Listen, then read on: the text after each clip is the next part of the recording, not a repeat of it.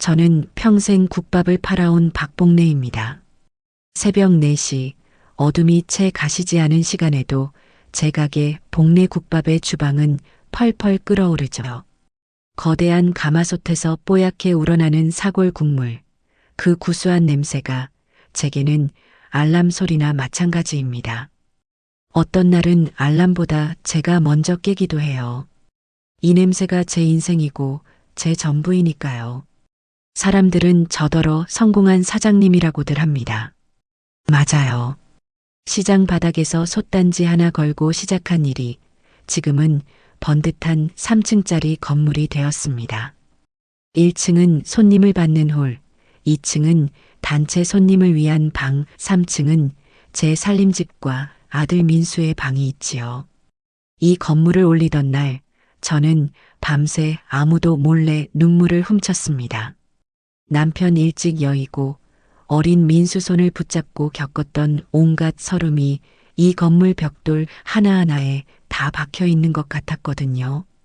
제 아들 민수, 그 아이는 제 삶의 이유이자 가장 아픈 손가락입니다. 아비 없이 자랐다고 주눅 들까봐 저는 2배, 3배로 억척을 떨며 살았습니다. 엄마, 우리도 남들처럼 쉬는 날 놀러 가면 안 돼? 어린 민수가 물었을 때 저는 끓어넘치는 솥을 닦으며 국밥 한 그릇이라도 더 팔아야 네 등록금 낸다. 모진 말을 내뱉었죠. 그래서인지 민수는 유난히 배경이나 학벌 같은 것에 마음을 많이 썼습니다. 자신은 국밥집 아들로 자랐지만 자식만큼은 고상하게 키우고 싶다는 말을 입버릇처럼 했어요. 그런 민수가 30 중반이 되도록 여자를 데려오지 않아 속을 태웠는데 그날이었습니다. 어머니, 저녁에 가게에 있나요? 그럼 내가 어딜 가? 무슨 일이냐? 민수의 목소리가 평소와 다르게 상기되어 있었습니다. 오늘 꼭 소개하고 싶은 사람이 있어요. 심장이 덜컥 내려앉는 기분이었죠. 그래, 알았다. 밥대 맞춰서 와라. 퉁명스럽게 대답했지만 저는 그날따라 홀 거울을 몇 번이나 들여다봤는지 모릅니다. 저녁 장사가 한창일 무렵 민수가 웬 아가씨의 손을 잡고 가게 문을 열었습니다. 제 평생에 본 아가씨 중에 가장 반듯하고 예쁜 사람이었어요. 머리부터 발끝까지 갓 나온 잡지 모델처럼 꾸몄더군요. 이름은 오지연이라고 했습니다. 어머님, 처음 뵙겠습니다. 오지연입니다. 목소리마저 어찌나 상냥하고 또랑또랑한지 가게 안 일꾼들이 다 쳐다볼 정도였어요. 저는 일단 웃으며 그들을 3층 살림집으로 안내했습니다. 민수야, 가게 바쁜데. 에이, 어머니. 오늘은 저 좀 봐주세요. 지연 씨, 이쪽으로. 민수는 신이 나서 어쩔 줄을 몰랐습니다. 지연이라는 아가씨는 거실 소파에 꼿꼿하게 앉아 제가 내민 매실차를 2손으로 공손히 받았습니다. 아이고, 이런 누추한 데까지 오게 해서 어쩌나. 아닙니다, 어머님. 말씀 많이 들었어요. 이렇게 대단한 일을 혼자 일구셨다고. 말은 참 예쁘게 했어요. 그런데 이상했습니다. 그 아가씨의 눈은 웃고 있지 않았습니다. 제 집을, 아니, 이 건물 전체를 훑어보는 그 눈빛에는 상냥함 대신 차가운 계산 같은 것이 서려 있었죠. 평생 시장에서 수만 명의 사람 눈을 마주쳐온 제 감각이 경고음을 울리기 시작했습니다. 민수가 신이 나서 지연의 배경을 설명하기 시작했습니다. 어머니, 지연 씨 아버님이 명문대 교수님이세요. 지연 씨도 미국에서 유학하고 지금은 외국계 회사에서 일하고 있어요. 대단하죠? 민수의 얼굴에는 이런 여자가 바로 제 여자입니다. 하는 자랑스러움이 가득했습니다. 그 모습에 저는 차마 쓴소리를 할 수가 없었죠. 그래, 아가씨가 아주 똑똑하고 예쁘네. 우리 민수한테는 과분할 정도요. 제 말에 지연이 살짝 웃었습니다. 과분하다니요, 어머님. 민수 씨처럼 성실하고 착한 남자가 드물죠. 저는 민수 씨가 어머님을 생각하는 마음에 반했습니다.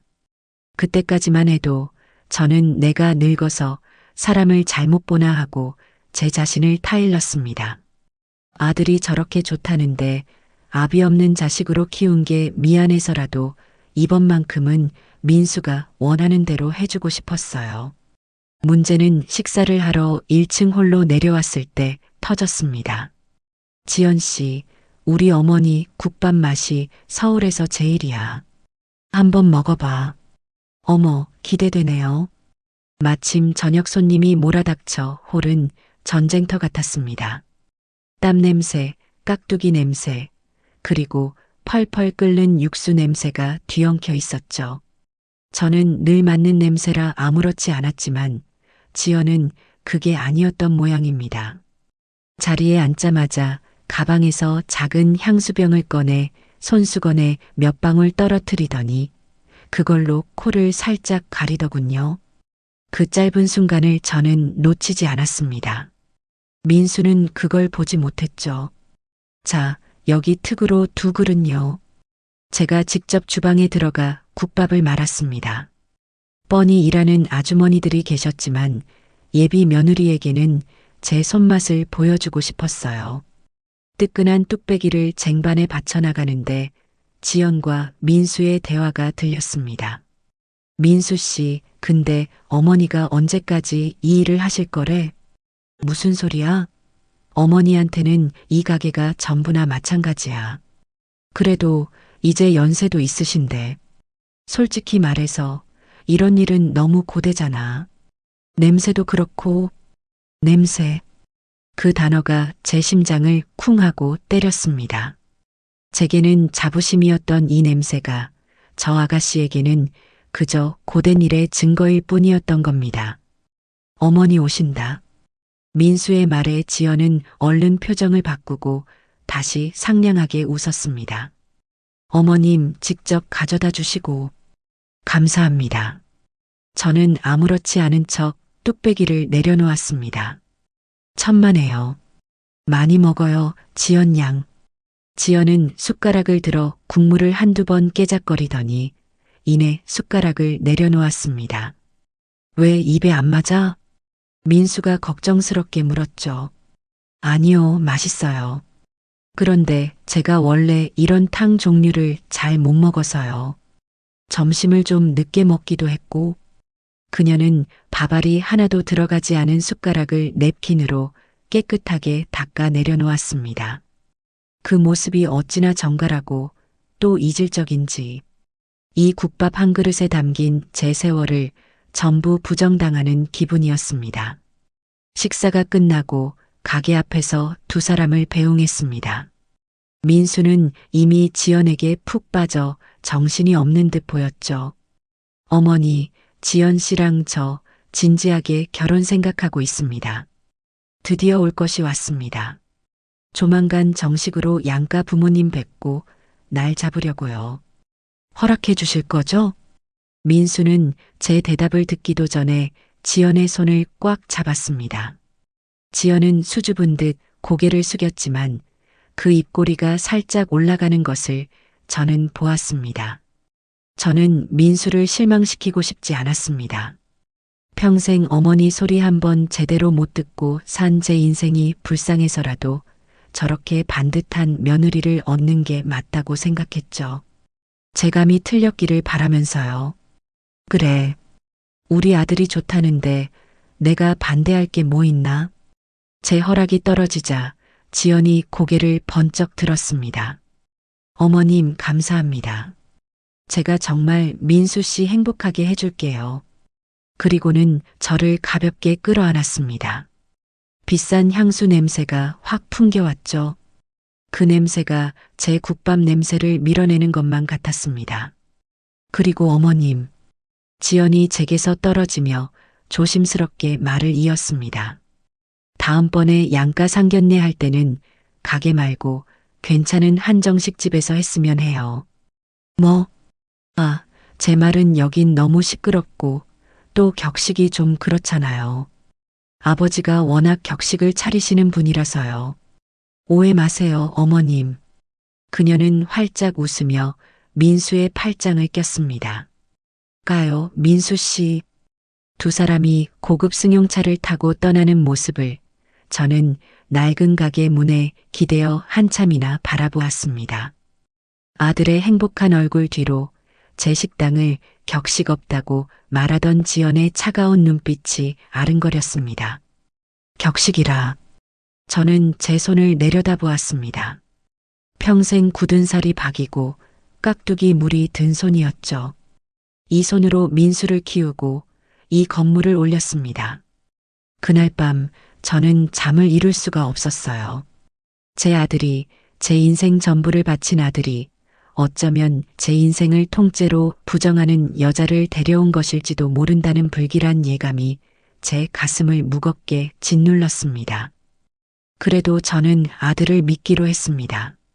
민수가 저렇게 행복해하는데 그깟 느낌 하나로 아들의 앞길을 막을 수는 없었죠.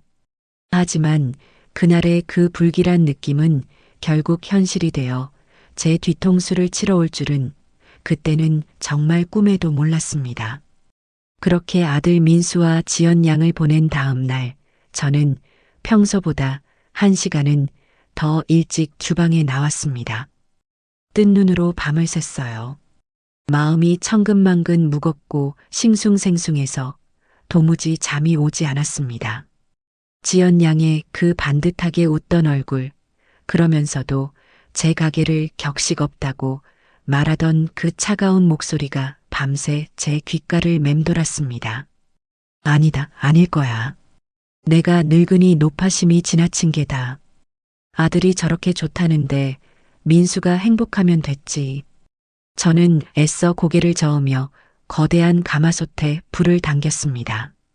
펄펄 끓는 국물처럼 제 속도 좀 시원하게 끓어넘쳤으면 싶었죠.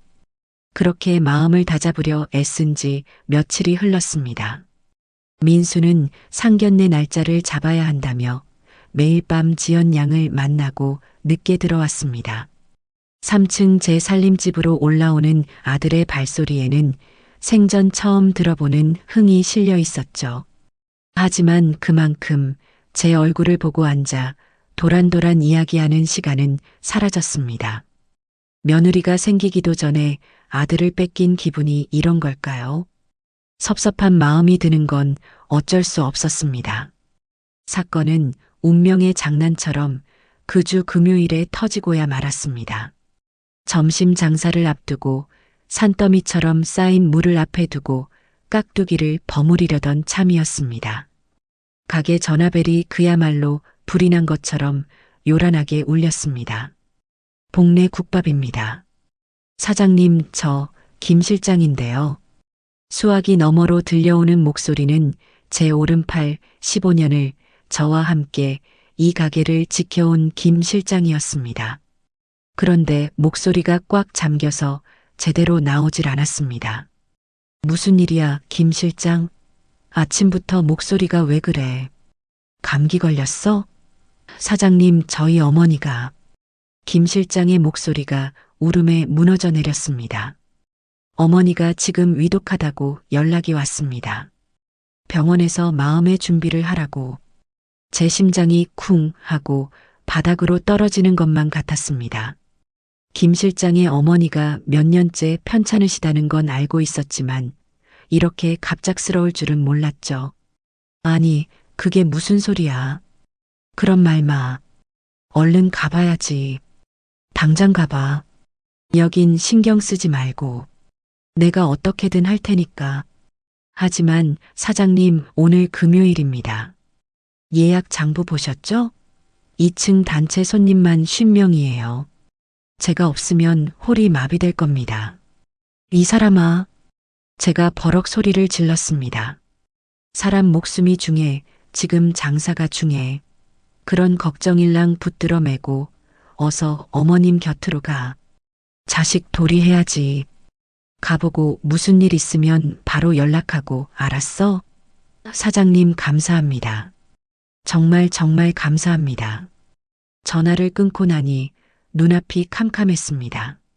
김 실장은 단순히 홀 서빙만 하는 사람이 아니었어요. 직원들 관리부터 수백 개의 주문표를 정리하고 예약 손님을 응대하고 주방과의 소통을 조율하는 이 가게 1층 홀의 사령관이나 마찬가지였습니다. 그런 사람이 하필이면 일주일 중 가장 바쁘고 혼란스러운 금요일 점심시간에 빠지게 된 겁니다. 저는 급히 주방 식구들과 홀 서빙을 맡은 아주머니들을 전부 불러 모았습니다. 다들 들었지. 김 실장이 지금 급한 일로 병원에 갔어. 오늘 점심 우리끼리 어떻게든 버텨내야 해. 다들 얼굴이 하얗게 질리더군요. 사장님, 김 실장님 없이요? 2층 단체 손님은 어떡하고요? 50명 주문이 다 제각각인데. 주문표 정리는요? 저는 그런 거 할 줄 몰라요. 아이고, 오늘 난리 나겠네. 어떡해. 우왕좌왕 그야말로 아수라장이었습니다. 11시 오픈까지 남은 시간은 고작 1시간. 새로 사람을 구할 시간은 당연히 없었죠. 조용히 해. 제가 평소답지 않게 버럭 소리를 질렀습니다. 가게 안이 순간 찬물을 끼얹은 듯 조용해졌죠. 내가 전쟁통에도 솥단지 하나 들고 민수 아비 없이 민수 키웠어. 고작 점심 장사 하나 못 버텨낼까봐. 이럴 때일수록 정신 똑바로 차려야지. 저는 주방장을 쳐다보았습니다. 주방장은 다른 거 신경 쓰지 말고 탁 나가는 속도만 정확히 맞춰줘요. 네, 사장님. 그런데 홀은 내가 뛴다. 네, 사장님이요? 사장님 안 됩니다. 연세도 있으신데 저 틈바구니에서 이 사람들아. 내가 이 가게에서 저 솥을 몇 년을 지켰는데 내 가게 내가 지키겠다는데 누가 말려? 저는 3층 살림집으로 올라가지 않았습니다. 대신 가게 구석에 있는 낡은 직원 탈의실로 향했죠. 그곳 벽 한쪽에는 제가 아주 오래전에 입었던 낡은 일복이 비닐에 쌓인 채 걸려 있었습니다. 이 건물을 올리기 전 시장 바닥에서 손님들과 함께 울고 웃으며 국밥을 말던 시절에 입었던 제 젊은 날의 갑옷이었죠. 색이 바를 대로 바래고 목덜미는 살짝 해진 남색 몸빼바지와 하얀 면 티셔츠, 그리고 복내 국밥이라는 글자조차 희미해진 붉은색 앞치마. 버리지 못하고 가끔 초심을 잃을까 두려울 때마다 꺼내보던 옷이었습니다. 저는 망설임 없이 그 옷을 꺼내 입었습니다. 사장님 정말. 탈의실을 따라 들어온 주방장이 제 모습을 보고 말을 잇지 못했습니다. 왜? 꼴이 우스운가? 아닙니다. 사장님 꼭 20년 전 사장님이 여기서 국밥 마시던 그 모습 같습니다. 그래. 20년 전이나 지금이나 내 가게는 내가 지켜야지. 가서 솥이나 잘 봐요. 저는 머리를 질끈 동여매고 위생모를 깊게 눌렀었습니다. 요즘은 다들 모자를 쓰니까 이게 더 자연스러울 테죠. 그리고 얼굴을 가리기 위해 마스크까지 착용했습니다. 이 정도면 저를 복내 국밥 박사장이라고 알아보는 단골 손님은 없을 겁니다. 그저 오늘따라 유난히 손이 빠른 새로운 서빙 아줌마 정도로 보이겠죠. 그때 묘한 생각이 제 머리를 스치고 지나갔습니다. 그래, 지연 양이 말한 그 격식 없는 가게. 그 수준 낮은 직원. 그 아가씨가 제 가게에 무엇을 그리 얕잡아 보았는지 이 가장 낮은 차림으로 직접 확인해 보고 싶다는 오기가 생겼습니다. 어쩌면 제 늙은이 노파심이 맞는지 아니면 평생 수만 명의 사람을 상대해 온 제 감이 맞는지 이번 기회에 똑똑히 알아야 했습니다. 그때 마침 앞치마 주머니에 넣어둔 휴대전화가 요란하게 울렸습니다. 화면에 뜬 이름은 내 아들 민수였습니다. 어머니, 오늘 저녁에 지연 씨랑 같이 식사하려고 하는데 가게 문 좀 일찍 닫으실 수 있어요? 상견례 날짜도 잡고 그리고 지연 씨가 어머님 선물도 샀대요. 민수의 한껏 들뜬 목소리가 수화기 너머로 생생하게 들려왔습니다. 민수야. 제 목소리가 너무 낮게 가라앉아 있었는지 민수가 놀란 듯 되물었습니다. 네, 어머니. 무슨 일 있으세요? 목소리가 왜 그러세요? 아니다. 오늘은 안 되겠다. 내가 오늘 주방에서 새로 개발할 메뉴가 있어서 아마 밤늦게까지 바쁠 것 같아. 에이, 어머니도 무슨 신메뉴를 또 개발하세요. 지금도 장사 잘 되는데. 그럼 지연 씨랑 인사만 드리고 가게에서 저녁 먹으면 안 돼요? 안 된다. 저도 모르게 날카로운 소리가 나갔습니다. 어머니? 아니. 내 말은 주방에 불 쓰고 기름 튀고 해서 정신 사납다. 너는 지연 양이랑 좋은 데 가서 맛있는 거 먹어.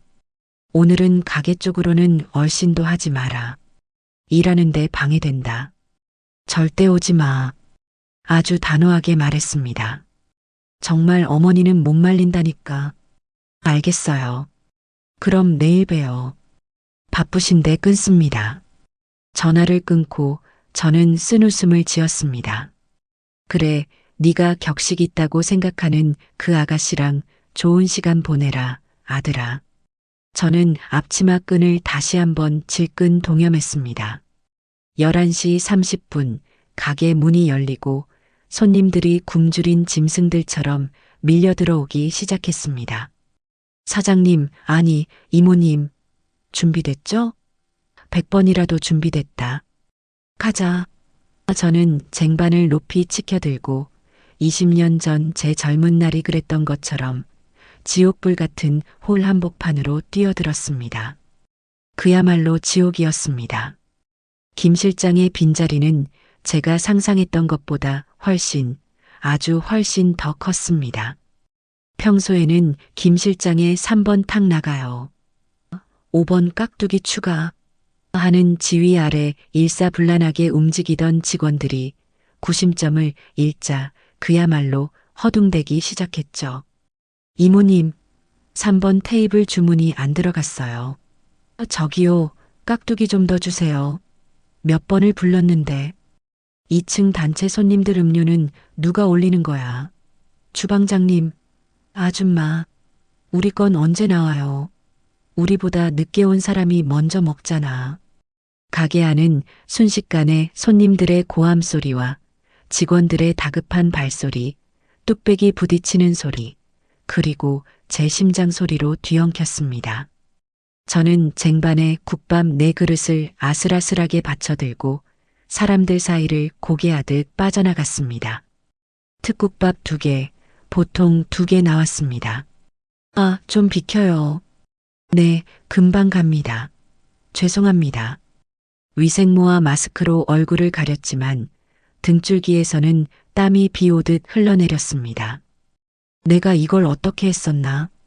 20년의 세월이 야속하게 느껴졌죠.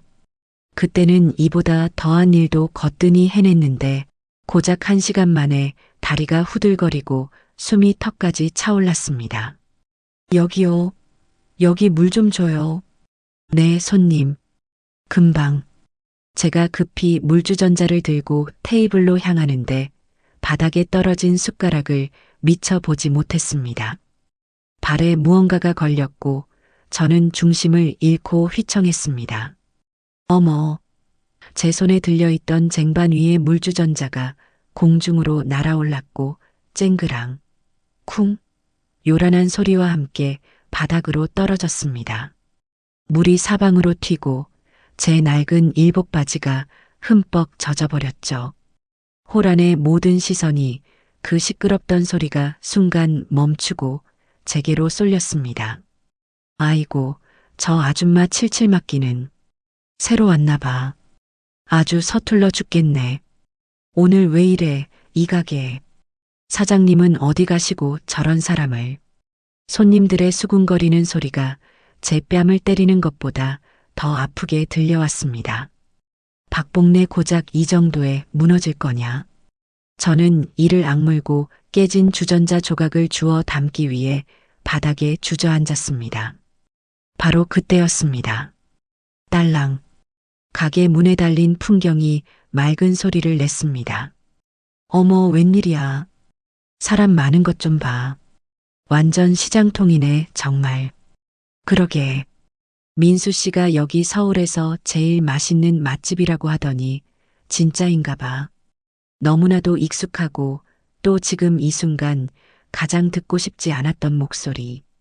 저는 젖은 바닥에 주저앉은 채로 천천히 고개를 들었습니다. 지난번과는 비교도 안 되게 화려한 머리부터 발끝까지 값비싼 옷으로 치장한 오지연.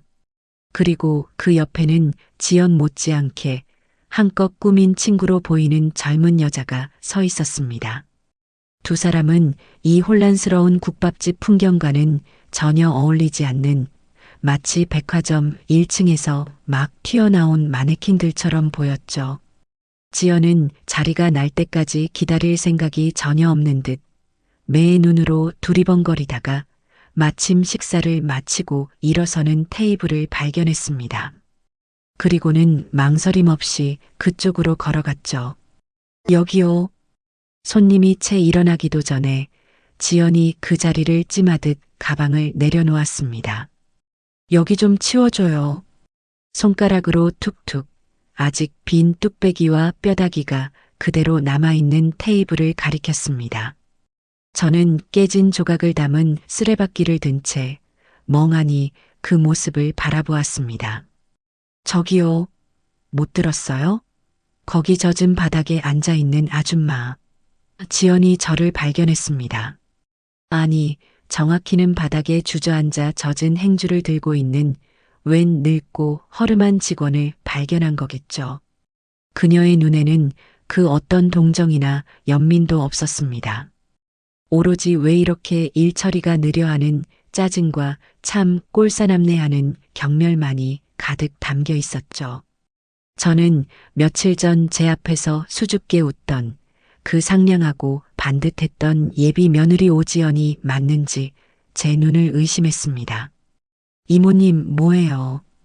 얼른 치워드려요. 손님 기다리시잖아요.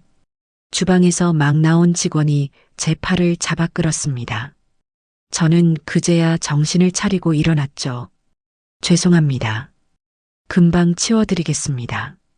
저는 쓰레받기를 내려놓고 빈 그릇을 담는 통을 들고 지연이 앉으려는 8번 테이블로 향했습니다. 아, 진짜. 냄새. 제가 가까이 다가서자 지연이 코를 막으며 중얼거리는 소리를 저는 분명히 들었습니다.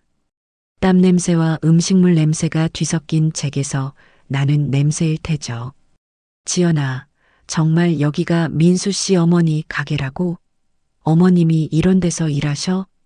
친구가 조심스럽게 하지만 저 다 들으라는 듯이 말했습니다. 일은 무슨 사장이겠지. 근데 꼴 좀 봐. 관리를 전혀 안 하니까 이 모양이지. 직원들 수준이 저러니 완전 시장통이잖아. 지연은 제가 바로 옆에서 그릇을 치우고 있는데도 아랑곳하지 않았습니다. 내 가게를 시장통이라. 저는 묵묵히 테이블 위를 치웠습니다. 뼈다귀가 쌓인 접시, 국물이 남은 뚝배기, 깍두기 국물이 튄 테이블. 저기요. 지연이 저를 불렀습니다. 네, 손님. 테이블 닦을 때 그 행주로 그냥 닦지 마요. 더러우니까. 저는 이 가게를 연이래로 매일 아침 삶아서 소독한 행주만 써왔습니다. 저기 물티슈 있죠? 그걸로 닦아줘요. 아, 그리고 물은 이 물통 말고 생수로 갖다 줘요. 이거 깨끗한 거 맞아요? 저는 대답 대신 젖은 행주를 쥔 손에 힘을 꽉 주었습니다. 참아라, 박복래. 저 아이는 지금 너를 못 알아보고 있다. 그냥 진상 손님일 뿐이다. 네, 알겠습니다. 저는 물티슈를 여러 장 뽑아 테이블을 뽀득뽀득 소리가 나게 닦았습니다. 그리고 일부러 가장 깨끗한 새 물통에 물을 담아 가져다 주었죠. 지연은 그런 저를 위아래로 훑어보았습니다. 모자를 깊게 눌러 쓴 데다 마스크까지 하고 있으니 제 얼굴을 제대로 볼 리가 없었죠. 그녀의 눈에 비친 저는 그저 땀에 절어 낡아 빠진 옷을 입고 있는 격식 없는 가게의 수준 낮은 직원일 뿐이었습니다. 친구야, 뭐 먹을래? 여기 특국밥이 유명하대. 난 그냥 너랑 같은 거. 근데 나 이런 거 잘 못 먹는데. 그럼 여기 특국밥 2개 주세요. 아, 그리고 밥은 밥만 주시고요. 저는 주문을 받기 위해 다가갔습니다. 특국밥 2그릇, 밥은 밥만. 맞으십니까? 네. 그리고 깍두기 말고 배추김치로만 주세요.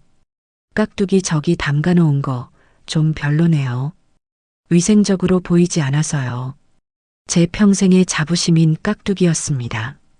매일 아침 제가 직접 국내산 배추와 물을 골라 담그는 이 가게의 상징과도 같은 깍두기였죠. 손님, 그 깍두기는 아, 됐고요. 그냥 배추김치만 달라고요. 말 많으시네. 지연은 제 말을 칼같이 잘랐습니다. 그리고는 제가 돌아서려 하자마자 친구를 향해 보란 듯이 말했습니다. 민수 씨 어머니가 가게 관리를 전혀 안 하나 봐. 내가 결혼하면 이런 것부터 싹 다 뜯어 고쳐야겠어. 친구의 눈이 동그래졌습니다. 너가 어떻게? 시어머니신데. 어떻게 하긴. 어차피 이 가게 결혼하면 다 내 거나 마찬가지 아니겠어? 민수 씨는 나한테 꽉 잡혀 있거든. 지연은 마치 여왕이라도 된 것처럼 깔깔 웃었습니다. 그 웃음소리가 방금 깨진 주전자 조각보다 더 날카롭게 제 심장을 후벼 파는 것 같았습니다. 저는 더 이상 아무 말도 할 수 없었습니다. 그저 멍하니 서서 제 아들이 천사라고 부르던 여자의 악마 같은 얼굴을 바라볼 뿐이었죠. 저는 주방으로 돌아와 차가운 벽에 이마를 기댔습니다. 다리가 사시나무처럼 떨려왔죠. 사장님, 괜찮으세요? 얼굴이 아까 그 손님들 때문이죠? 아주 목소리가 호를 쩌렁쩌렁 울리네요. 주방장이 걱정스럽게 물었습니다. 아니, 괜찮아. 저기 8번 테이블, 특국밥 2개, 밥 반 공기, 배추김치만. 목소리가 제대로 나오지 않았습니다. 깍두기 말고요? 우리 집은 깍두기 맛으로 오는데 저런 손님은 처음이네. 됐어. 그냥 그렇게 줘. 배추김치도 제일 깨끗한 걸로 골라서 내줘요. 알겠습니다. 사장님, 진짜 괜찮으세요? 그냥 3층에 올라가서 좀 쉬세요. 저희끼리 어떻게든 해볼게요. 됐어. 내가 시작한 일이야. 내가 끝을 봐야지. 내 가게가, 내 아들이 저런 애한테 꽉 잡혀 있다고? 이 가게를 싹 뜯어 고쳐? 분노가 머리끝까지 차올랐지만 저는 오히려 얼음물처럼 차갑게 식어가는 것을 느꼈습니다. 그래, 어디까지 하나 보자. 저는 뜨거운 뚝배기를 쟁반에 받쳤습니다. 김이 모락모락 피어오르는 국밥이 제 속처럼 부글부글 끓고 있었습니다. 그래, 박복래. 저 아이는 지금 손님이다. 너는 이 가게 사장이기 이전에 땀 흘려 일하는 종업원이다. 손님에게는 친절해야지. 스스로를 몇 번이나 다독이고 나서야 저는 다시 8번 테이블로 향할 수 있었습니다. 특국밥 2그릇 나왔습니다. 뜨거우니 조심하십시오. 저는 뚝배기를 내려놓았습니다. 지연은 휴대전화로 사진을 찍느라 정신이 없었죠. 이런 것도 찍어야 민수 씨가 좋아하거든. 친구에게 하는 말이 들렸습니다. 배추김치 여기 있습니다. 저는 일부러 깍두기 국물이 한 방울도 튀지 않은 가장 깨끗한 접시를 골라 테이블 한가운데 놓았습니다. 저기요. 제가 돌아서기도 전에 지연이 또다시 저를 불렀습니다. 네, 손님. 내가 깍두기 말고 배추김치만 달라고 했잖아요. 네. 그래서 배추김치만 드렸습니다. 근데 왜 김치 그릇에 깍두기 국물이 묻어 있어요. 지연이 가리킨 곳을 보니 김치 접시 가장자리에 붉은 깍두기 국물이 한 방울 아주 작게 묻어 있었습니다. 아마 주방에서 다른 그릇과 스치면서 튄 모양이었죠. 아, 죄송합니다. 주방에서 묻은 모양입니다. 바로 됐어요. 치워요. 지연이 숟가락으로 그 김치 접시를 툭 밀어냈습니다. 아, 진짜. 비위상해. 이런 가게에서 뭘 기대하겠어. 친구인 미나의 얼굴이 사색이 되어 말렸습니다. 지연아, 그만해. 사람들이 보잖아. 그냥 먹자. 응? 너 민수 씨한테 잘 보여야 한다며. 뭘 그만해. 이런 건 똑바로 말해야 고치는 거야. 민수 씨도 참 왜 이런 데서 장사를 하는지 몰라. 격식 떨어지게. 그때 지연의 친구가 화제를 돌리려는 듯 물었습니다. 그래도 이 건물 비싸겠다. 위치가 완전 역세권이네. 결혼하면 너 완전 사모님이네. 지연이 콧방귀를 뀌었습니다. 사모님? 무슨 소리야? 내가 이런 낡은 국밥집을 왜 해? 어우, 냄새나. 그럼 민수 씨가 물려받는 거 아니었어? 바로 팔아야지. 제 귀를 의심했습니다. 싹 밀고 주상복합 올린다는 업자랑 이미 얘기 다 끝냈어. 여기 땅값 어마어마한 거 알지? 여기 팔면 강남에 아파트 사고 너한테 샤넬 백 하나 사줄게. 됐지? 업자? 내 가게를 판다고? 저는 그 자리에 못 박힌 듯 서 있었습니다. 친구 미나가 겁먹은 목소리로 물었습니다. 그래도 시어머니가 가만히 계시겠어? 이 가게가 전부라고 들었는데. 지연은 숟가락으로 국밥을 깨작거리며 세상에서 가장 쉬운 일을 말하듯 답했습니다. 우리 어머니? 아, 민수 씨 어머니. 순진해서 구슬리기 쉬워. 아들밖에 모르거든. 민수 씨만 꽉 잡으면 저 건물, 저 땅 다 내 거야. 노인네 하나 구슬리는 게 뭐 어렵다고. 노인네 구슬려? 제 머릿속에서 무언가가 툭 하고 끊어지는 소리가 났습니다. 그때였습니다. 가게 입구에 호출벨이 요란하게 울리기 시작했습니다. 딩동 딩동 딩동 고장이라도 난 것처럼 누군가 벨을 누르고만 있었습니다. 아, 진짜 시끄럽네. 저 벨소리 좀 어떻게 해봐요. 밥 좀 먹자. 지연이 귀를 막으며 소리쳤습니다. 저는 굳어버린 다리를 겨우 움직여 호출벨이 울리는 1번 테이블로 향했습니다. 죄송합니다. 벨이 여기요. 아줌마. 10년 단골인 최 씨 아저씨였습니다. 내가 이 가게 10년 단골이야. 근데 오늘따라 왜 이렇게 어수선해. 김 실장은 어디 가고. 그리고 이 벨 좀 고쳐요. 계속 울리잖아. 네. 손님. 지금 손님이 누르고 계신 뭐. 내가 눌러. 이 아줌마가 지금 무슨 소리를 하는 거야. 알고 보니 최 씨 아저씨 테이블 밑에 떨어진 숟가락을 주우려다 어린 손자가 호출벨을 발로 계속 밟고 있었던 겁니다. 아이고, 죄송합니다. 제가 바로. 저는 허리를 숙여 숟가락을 주워 주었습니다. 그 순간 8번 테이블에서 다시 지연의 목소리가 들려왔습니다. 아, 진짜. 짜증나. 벨소리에 애우는 소리에. 밥이 코로 들어가는지 입으로 들어가는지. 바로 그때였습니다. 지연이 들고 있던 물컵을 제 쪽으로 실수인 척 엎어버린 겁니다. 어머. 차가운 물이 바닥을 닦으려 허리를 숙인 제 등 위로 고스란히 쏟아졌습니다. 가게 안의 모든 소리가 순간 멈췄습니다. 물에 젖은 낡은 티셔츠가 축축하게 제 등에 달라붙었습니다. 10월 말의 쌀쌀한 날씨에 찬물이 뼛속까지 스며드는 것 같았죠. 어머, 어떡해. 미안해요. 지연이 입을 가리며 말했습니다. 하지만 그 눈은 전혀 미안해하고 있지 않았죠. 손이 미끄러졌네. 친구인 미나의 얼굴이 하얗게 질렸습니다. 지연아, 너 왜 그래? 실수라니까. 지연은 뻔뻔하게 어깨를 으쓱했습니다. 저는 천천히, 아주 천천히 일어섰습니다. 등에서 흘러내린 물이 바지까지 적시고 있었죠. 괜찮습니다. 손님, 제 목소리가 얼음장처럼 차갑게 갈라져 나왔습니다. 제가 치우겠습니다. 저는 8번 테이블로 돌아가 아무 말 없이 걸레를 들었습니다.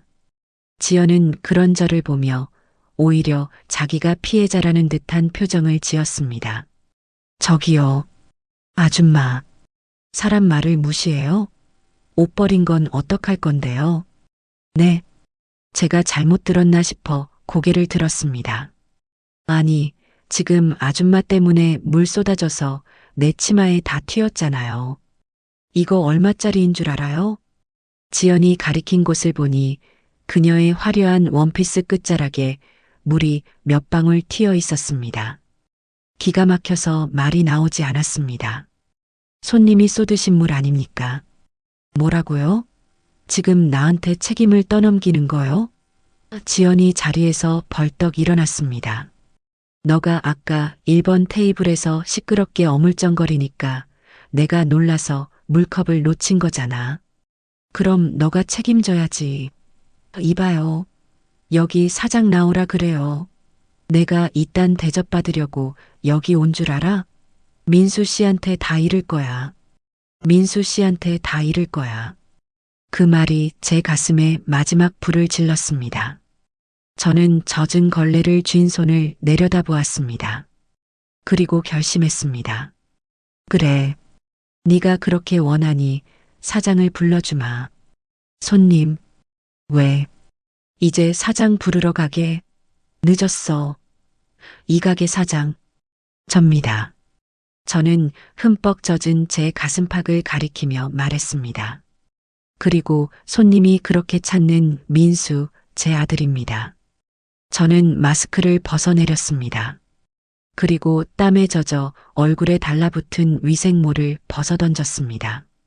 순간 8번 테이블뿐만 아니라 가게 전체가 얼어붙었습니다.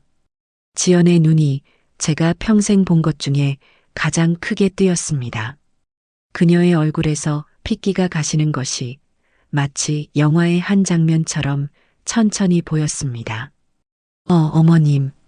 지연 양의 목소리는 모기 소리만 하게 기어 들어갔습니다. 그토록 당당하고 쩌렁쩌렁하던 기세는 온데간데 없었죠. 방금 전까지 제게 너라고 부르며 제 인생이 담긴 가게를 시장통이라 칭하고 제 아들을 꽉 잡았다고 말하던 그 아가씨가 맞나 싶었습니다. 가게 안은 그 시끄럽던 점심시간의 홀은 마치 누군가 시간을 멈춰버린 것처럼 정적에 휩싸였습니다. 펄펄 끓던 뚝배기 속 국물 소리만이 유일한 소음이었죠. 1번 테이블의 최 씨 아저씨도 2층에서 막 내려오려던 단체 손님도 젖은 걸레를 든 저와 하얗게 질린 지연 양을 번갈아 쳐다보고 있었습니다. 가게 안의 모든 사람들이 숨을 죽이고 이 기묘한 연극의 다음 장면을 기다리는 듯 했습니다. 뭐예요? 어머님, 이게 무슨 장난이세요? 지연 양이 애써 입꼬리를 올려 웃어 보였습니다. 하지만 그 입꼬리는 경련이라도 일어난 듯 파르르 떨리고 있었죠. 제 생각에 저를 지금 이 가게 사장이라고는 꿈에도 생각 못했던 모양입니다. 저를 그저 낡은 옷을 입은 무시해도 좋은 식당 종업원쯤으로 여겼겠죠. 장난이요? 저는 젖은 앞치마를 풀지도 않은 채 한 걸음 그 아이에게 다가갔습니다. 찬물에 젖은 등이 으슬으슬 떨려왔지만 그보다 더한 불길이 제 속에서 치솟고 있었습니다. 그 불길은 분노이기도 했고 서러움이기도 했습니다. 장난은 지연 양이 나한테 친 거 아닙니까? 네. 저는 어머님이 이런 차림으로 계실 줄은, 이런 차림이면 내가 박복내가 아닌가. 저는 제 젖은 옷을 내려다보았습니다. 땀과 물에 젖어 몸에 축축하게 달라붙은 색바랜 일복이었죠. 이 옷이 그렇게 부끄럽습니까? 아니요, 그게 아니라 저는 정말 몰랐어요. 어머님, 오해예요, 정말. 지연 양이 제게 다가오려는 듯 손을 뻗었습니다. 저는 그 손을 차갑게 뿌리쳤습니다. 제 몸에 닿는 것조차 불쾌했습니다. 오해라. 그럼 내가 들은 것도 다 오해인가? 네. 저는 8번 테이블을 지연 양이 앉아있던 그 자리를 턱으로 가리켰습니다. 거기 앉아서 이 가게 수준이 이렇다고 했던 말. 그것도 오해인가요? 그건 지연 양의 눈이 흔들렸습니다. 내 깍두기를 보고 위생적이지 않다고 했던 말. 그것도 오해고요. 어머님, 제 말은 이 가게를 다 뜯어 고쳐야겠다. 어차피 결혼하면 다 내 거니까. 노인네 하나 구슬리는 건 일도 아니라고. 제 목소리는 낮고 차분했지만 한 글자 한 글자가 얼음송곳처럼 홀 안에 울려 퍼졌습니다. 가게 안의 모든 손님들이 제 말을 듣고 있었습니다. 그것도 내가 잘못 들은 오해입니까? 지연 양. 지연 양의 얼굴이 하얀색을 넘어 이제는 퍼렇게 질리기 시작했습니다. 어머님. 그건 제가 친구한테 그냥 농담으로. 농담? 제 목소리가 저도 모르게 높아졌습니다. 내 평생이 담긴 이 가게를 팔아치우고 강남에 아파트를 사겠다는 말이, 노인네 구슬린다는 말이 농담으로 할 소리요? 지연 양은 입술만 달싹일 뿐 대답을 못했습니다. 물은 왜 쏟았어요? 네. 아까 일부러 내 등에 쏟은 그 물 말입니다. 지연 양이 기겁하며 뒷걸음질 쳤습니다. 아니에요. 그건 정말 실수. 실수. 그래요. 하지만 그 뒤에 내 치마에 물이 튀었다며 내게 책임을 떠넘긴 건 그것도 실수인가? 지연 양은 아무 말도 하지 못했습니다. 너가 아까 1번 테이블에서 시끄럽게 어물쩡거리니까 내가 놀라서 물컵을 놓친 거잖아. 그럼 너가 책임져야지. 저는 지연 양이 불과 몇 분 전에 제게 내뱉었던 말을 토씨 하나 틀리지 않고 그대로 돌려주었습니다.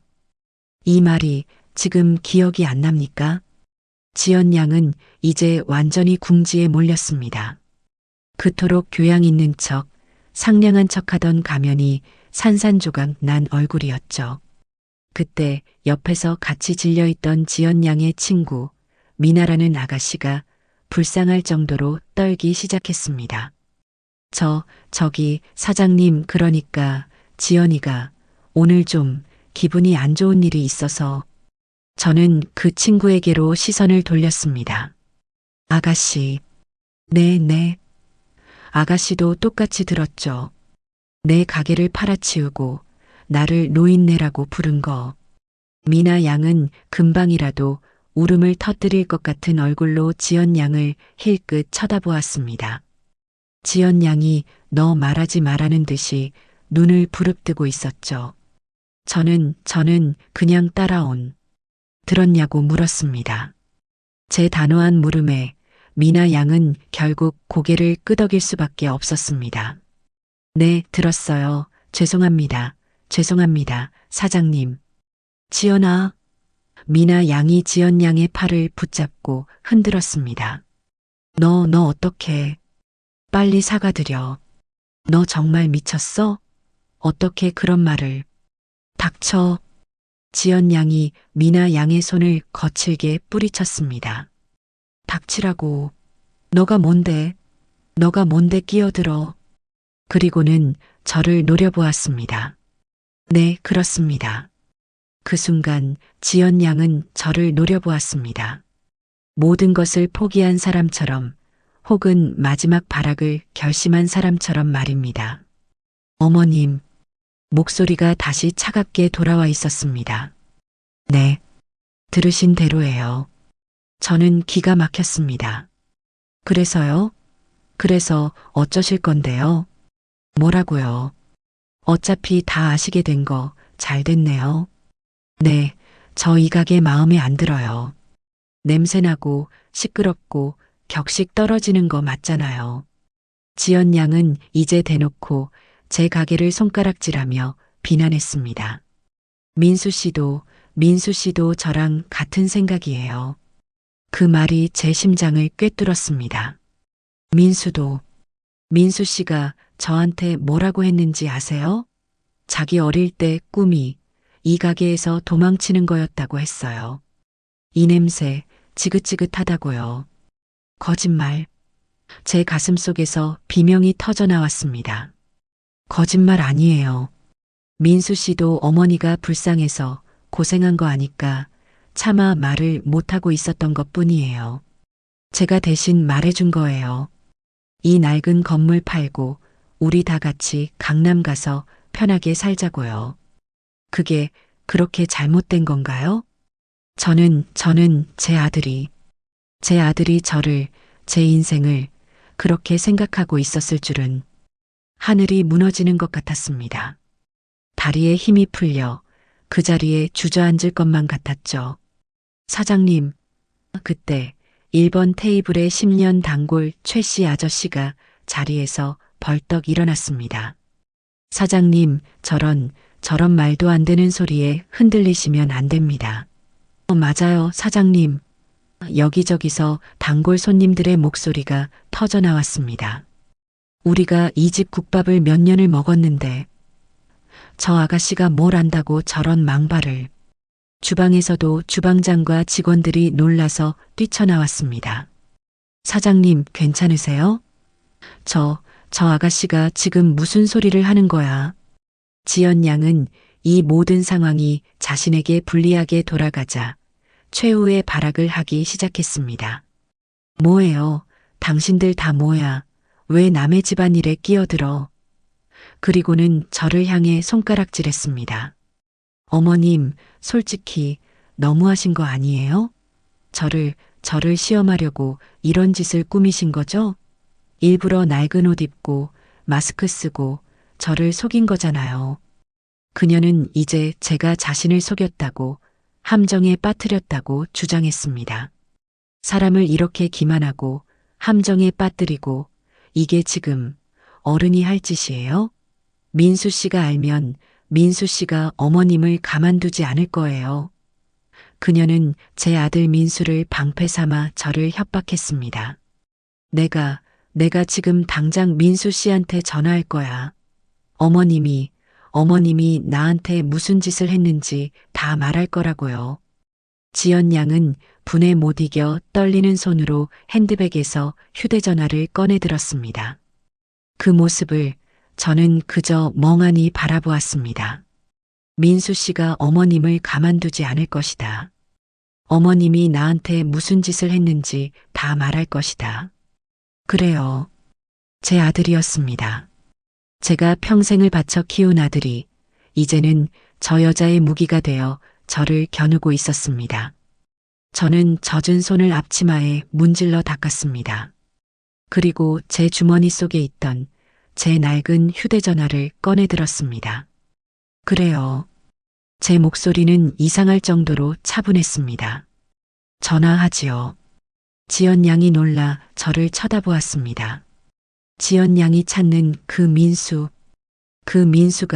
지금 어디서 뭘 하는지는 모르겠지만 저는 제 휴대전화의 1번 단축키, 내 아들이라고 저장된 그 번호를 길게 눌렀습니다. 내 아들, 내가 부르겠습니다. 뭐예요? 지금, 왜요? 민수한테 직접 말하고 싶지 않았습니까? 지연 양은 당황한 기색이 역력했습니다. 어머니가 지연 양을 속였다고, 어른이 할 짓이 아니라고, 가만두지 않을 거라고, 어서 말해야죠. 휴대전화 너머로 익숙한 연결음이 들려오기 시작했습니다. 뚜루루, 뚜루루. 가게 안은 다시 한번 숨소리조차 들리지 않는 정적에 휩싸였습니다. 지연 양은 휴대전화를 든 채 굳어버린 제 손을, 그리고 제 휴대전화를 번갈아 쳐다보며 안절부절 못했습니다. 그때였습니다.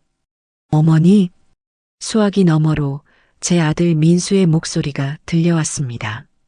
무슨 일이세요? 제가 가게 오지 말라고. 민수야. 저는 휴대전화의 스피커폰 버튼을 눌렀습니다. 제 아들의 목소리가 가게 전체에 울려 퍼졌습니다. 네, 어머니. 왜 그러세요?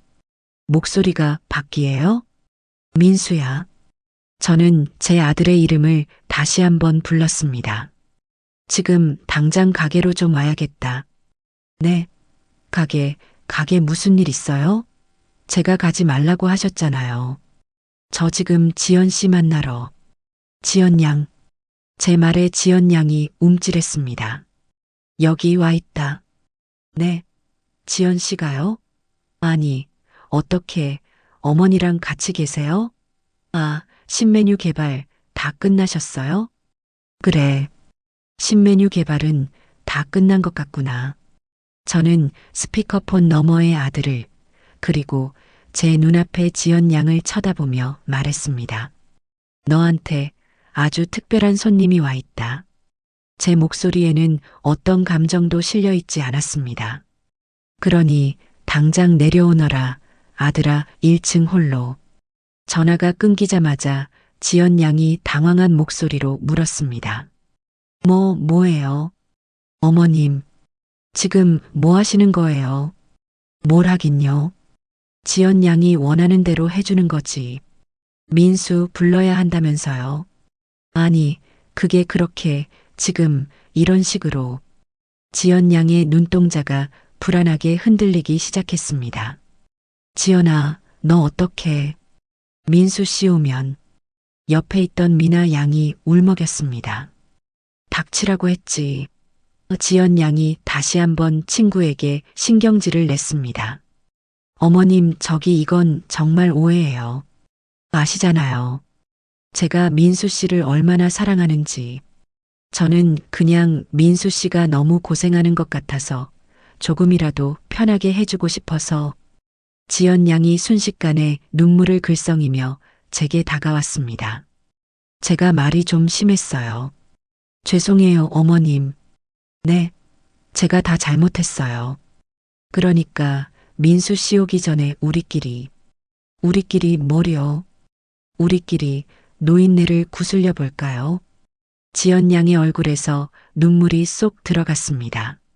저는 젖은 걸레를 들고 아까 지연 양이 엎지른 물웅덩이로 다가갔습니다. 그리고 묵묵히 바닥을 닦기 시작했죠. 어머님, 시끄럽습니다.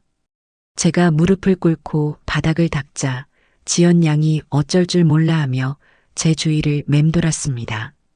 지금 뭐 하시는 거예요? 일어나세요, 어머님. 사람들이 보잖아요. 사람들 보라고 하는 겁니다. 네, 내 아들이 똑똑히 보라고 하는 겁니다. 자기가 천사라고 부르던 여자가 자기 어머니에게 무슨 짓을 했는지. 저는 젖은 바닥을 닦고 깨진 주전자 조각을 쓸어 담았습니다. 아까는 후들거렸던 다리가 지금은 이상하게도 힘이 넘쳤습니다. 분노 때문일까요? 아니요, 분노라기보다는 서러움이었습니다. 내 아들 민수가 저런 여자의 말에 넘어가 저를, 제 인생을 부끄러워했다는 그 사실이 제 가슴을 천조각, 만조각으로 찢어놓는 것 같았습니다. 민수야, 너는 정말. 그때였습니다. 어머니, 가게 문이 거칠게 열리며 민수가 헐레벌떡 뛰어들어왔습니다. 어머니, 무슨 일이세요? 전화는 왜요? 민수는 홀 한복판에 멈춰 섰습니다. 그의 눈에 비친 광경은 가히 충격적이었을 겁니다. 첫째로 낡고 흠뻑 젖은 일복을 입고 머리가 헝클어진 채 바닥에 앉아 있는 저. 둘째로 그런 제 앞에서 사색이 되어 어쩔 줄 몰라 하는 완벽하게 차려입은 자신의 약혼녀 오지연. 그리고 셋째로 이 모든 광경을 숨죽인 채 지켜보고 있는 수십 명의 손님들과 직원들. 어머니, 이게 다 무슨, 지연 씨? 민수가 상황 파악이 되지 않는 듯 저와 지연 양을 번갈아 쳐다보았습니다. 민수 씨, 가장 먼저 정신을 차린 것은 지연 양이었습니다. 그녀는 약속이라도 한 듯 민수를 보자마자 눈물을 폭포수처럼 쏟아내며 달려갔습니다. 민수 씨, 흐흑, 민수 씨, 나 너무 무서웠어. 지연 양이 민수의 품에 와락 안겼습니다. 지연 씨, 왜 그래요? 무슨 일이에요? 어머니, 도대체 무슨... 민수 씨, 어머님이 나한테 지연 양은 말을 잇지 못하고 민수의 품에 얼굴을 묻은 채 서럽게 울기 시작했습니다. 그 모습은 누가 봐도 사악한 시어머니에게 구박받은 가련한 며느리의 모습, 바로 그것이었습니다. 저는 젖은 걸레를 쥔 채 그 광경을, 그 역겨운 연극을 말없이 지켜보았습니다. 민수가 저를 쳐다보았습니다. 그 눈빛은 원망이었습니다. 어머니, 도대체 지연 씨한테 무슨 짓을 하신 거예요? 제 아들의 입에서 나온 첫마디였습니다. 어머니가 가게에 오지 말라고 하셨잖아요. 그런데 지연 씨를 이렇게 많은 사람들 앞에서 왜... 제 아들의 입에서 나온 첫마디는 어머니, 괜찮으세요? 가 아니었습니다. 왜 지연 씨를 울렸냐는 질책이었습니다. 헛웃음이 터져 나왔습니다. 그래요. 제가 졌습니다. 노인네 구슬리는 건 일도 아니다. 지연 양의 그 말이 100번 맞았습니다. 제 아들은 이미 저 여자의 편이었습니다. 민수 씨, 그런 게 아니야. 지연 양이 민수의 품에서 고개를 들었습니다. 어머님이 사실 오늘 홀에서 서빙을 하고 계셨어. 어머니가 서빙을? 민수가 놀라 저를 쳐다보았습니다. 응, 그런데 나는 정말 몰랐어. 어머님인 줄, 그냥 새로 오신 분인 줄 알고 내가 실수를 좀 했어. 물을 엎질렀거든. 지연 양은 철저하게 자신을 피해자로 만들었습니다. 그런데 어머님이 갑자기 나한테 내가 일부러 그랬다면서 화를 내시는 거야. 나는 너무 놀라서 민수 씨, 나는 정말 아니야. 나는 지연 양은 다시 민수의 가슴에 얼굴을 묻었습니다. 어머니, 민수가 저를 향해 소리쳤습니다. 정말 지연 씨한테 화를 내셨어요? 고작 물 엎지른 것 때문에? 민수는 저를 믿지 않았습니다. 어머니가 왜 그러셨어요? 지연 씨가 얼마나 놀랐겠어요. 저는 천천히 자리에서 일어났습니다. 무릎에서 우두둑 소리가 났습니다. 민수야. 민수는 대답하지 않았습니다. 너는 지금 저 여자가 한 말만 듣고 이 어미를 죄인으로 만드는 거냐? 어머니, 그게 아니라 상황이 누가 봐도 저는 홀을 가득 메운 손님들을 둘러보았습니다. 그래, 누가 봐도 내가 저 아가씨를 괴롭힌 것처럼 보이겠지. 나는 낡고 젖은 옷을 입었고 저 아가씨는 비싸고 깨끗한 옷을 입었으니까. 어머니, 제발. 민수야. 저는 제 아들에게 한 걸음 다가갔습니다. 너는 이 어미보다 저 여자의 눈물이 더 중요하더냐? 민수는 대답하지 못했습니다. 그저 당황한 눈으로 저와 지연 양을 번갈아 볼 뿐이었죠. 그때였습니다. 젊은이, 10년 단골 최 씨 아저씨가 참다 못하겠다는 듯이 다시 소리쳤습니다. 자네가 지금 뭘 잘 모르는 모양인데. 아저씨? 자네 어머니가 오늘 김 실장 병원 가서 저 땀을 뻘뻘 흘리면서 20년 전처럼 홀을 뛰어다녔어. 저 젖은 옷, 저 아가씨가 일부러 쏟은 물에 젖은 거라고. 네, 지연 씨가 일부러요? 민수가 믿을 수 없다는 듯 지연 양을 쳐다보았습니다. 아니야, 민수 씨, 아니야. 저 아저씨가 뭘 안다고. 나는 정말 실수. 시끄럽소. 최 씨 아저씨가 지연 양의 말을 막았습니다. 실수? 실수를 해놓고 내 치마에 물 튀었다고 사장님을 윽박지른 것도 실수인가. 민수의 눈이 커졌습니다. 사장님을 노인네라고 부른 것도 실수고. 민수의 얼굴이 굳었습니다. 이 가게를 시장통이라고 부르고 팔아치워야겠다고 말한 것도 다 실수인가. 이 아가씨야. 최 씨 아저씨의 말 한마디 한마디가 민수의 얼굴에 그대로 내리꽂혔습니다. 민수의 얼굴이 하얗게 질려가기 시작했습니다. 지연 씨, 지금 저 아저씨 말이 사실이야? 지연 양은 아무 말도 못했습니다. 너가 우리 어머니한테 노인네라고 그랬어? 아니, 민수 씨, 그건. 지연 양은 민수의 팔을 잡고 매달렸습니다. 그건 오해야. 내가 아까 저 아줌마, 아니, 어머님인 줄 모르고 실수로 화가 나서. 실수로. 민수가 멍하니 중얼거렸습니다. 화가 나서.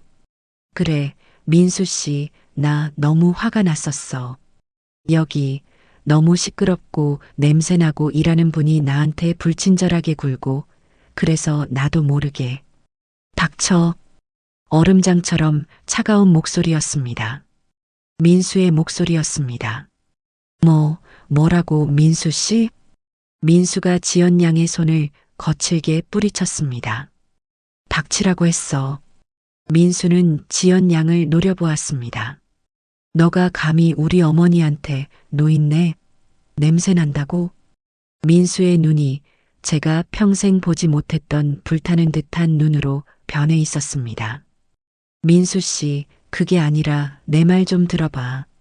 너는 내가 이 가게를, 이 냄새를 지긋지긋해 했다고 그렇게 말했어? 내가 너한테 이 가게를 팔고 싶다고 그렇게 말했다고? 지연 양이 그제야 자신이 무슨 말을 했는지 깨달은 듯 눈을 동그랗게 떴습니다. 민수 씨, 그건 저번에 나한테. 내가 너한테. 민수가 지연 양에게 한 걸음 다가섰습니다. 내가 너한테 뭐라고 그랬어?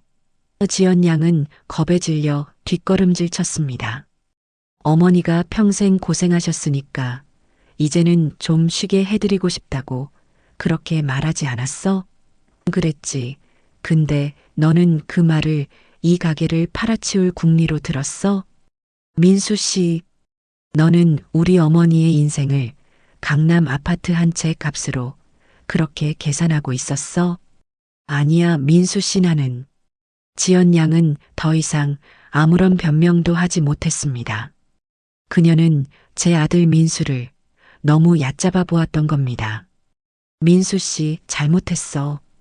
내가 정말 말이 헛나왔어. 응? 나 한 번만 용서해줘. 지연 양은 이제 그 화려한 옷차림이 무색하게 바닥에 주저앉을 기세로 민수에게 매달렸습니다.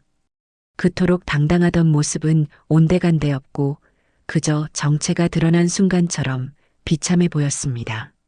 민수는 그런 지연 양을 아무런 표정 없이 그저 차갑게 내려다보고 있었습니다. 저는 그제야 안도의 한숨을 내쉴 수 있었습니다. 그래, 내 아들, 바보 멍청이는 아니었구나. 이 어미가 널 잘못 본 게 아니었구나. 민수가 천천히 저를 돌아보았습니다.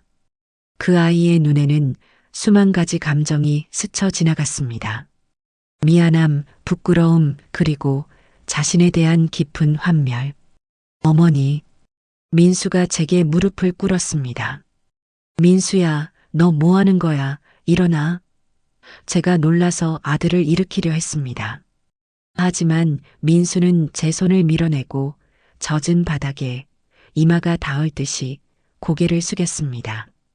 어머니, 제가 죽을 죄를 지었습니다. 제 아들이 저에게 사죄하고 있었습니다. 제가 저런 여자를 알아보지 못하고 어머니 속을 이렇게 시커멓게 태웠습니다. 민수의 어깨가 들썩이기 시작했습니다. 제 아들이 울고 있었습니다. 이 가게의 모든 손님들과 직원들이 보는 앞에서 제 아들이 흙바닥에 엎드려 울고 있었습니다. 민수 씨, 일어나, 일어나, 제발. 지연 양이 기겁해서 민수를 잡아 끌었습니다. 사람들이 보잖아. 이게 무슨 망신이야. 망신? 민수가 젖은 눈으로 고개를 들었습니다. 망신. 민수는 지연 양을 보지 않았습니다.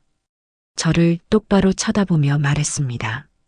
어머니, 제가 오늘 어머니께 씻을 수 없는 망신을 드렸습니다. 아니다, 민수야. 일어나라 어서. 아닙니다. 민수는 고개를 저었습니다. 그리고 곁에 서 있던 지연 양을 쳐다보았습니다. 오지연 씨. 민수의 목소리는 차가웠습니다. 당신 참 대단한 사람이네. 민수 씨, 우리 어머니 평생 이 가게에서 땀 흘려번 돈으로 날 가르치고 먹이고 입혔어. 민수의 목소리가 떨렸습니다. 그 덕분에 지금의 내가 있는 거고. 지연 양은 아무 말이 없었습니다. 그런데 당신은 그 모든 걸 격식 없다고, 냄새 난다고, 팔아치워야 한다고 그렇게 짓밟았어. 민수가 자리에서 천천히 일어섰습니다. 민수 씨, 나는 당신이 오늘 나한테 말했던 상견례 날짜. 민수가 지연 양을 똑바로 보았습니다. 없던 일로 합시다.